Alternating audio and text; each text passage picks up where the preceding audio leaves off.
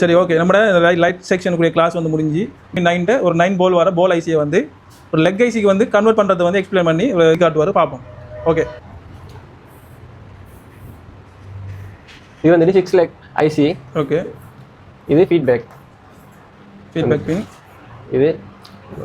இது வந்துட்டு இதுக்குரிய கிரவுண்டுக்குரியது. இது ஸ்விட்சிங் பின். இது பிடபிள்யூஎம். ஓகே, இது வந்துட்டு விஇன். Okay, V in. இப்போ இதில் இருக்கிற சேம் எஃபிங்கிற சேம் ஸ்விட்ச் வந்துட்டு இந்த இருக்குது.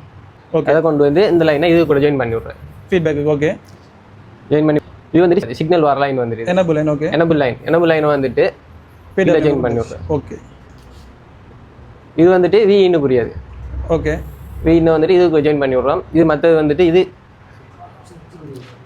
ஸ்விட்சுக்குரிய லைன், ஸ்விட்சுக்கு ஜாயின் பண்ணி போட்டு கிரவுண்டில் இருக்கிற பின்ன கொண்டு வந்து இல்லை மேக்ஸிமம் எல்லா இடத்தையும் கிரவுண்ட் இருக்கும். அதில் வந்துட்டு கிரவுண்ட் இது வந்து இதுவும் கிரவுண்ட் தான். அதில் கிரவுண்டு கூட ஜாயின் பண்ணி விட்டா இப்போ போல் ஐசி செய்யக்கூடிய வேலையை வந்து 6 லெக் ஐசி வந்து செய்ய முடியும். Okay, okay. இப்போ நமக்கு இந்த போல் ஐசி செய்யக்கூடிய வேலையை 6 லெக் வந்து நம்ம கன்வெர்ட் பண்ணியிருக்கோம் பக்காவா. இதே மாதிரி நம்ம போர்டில் எங்கேனா ஒரு இடத்த வச்சு நம்ம கம்பியால் ஜம்ப் பண்ணி விட்டோம்னா ஓகே. சரி.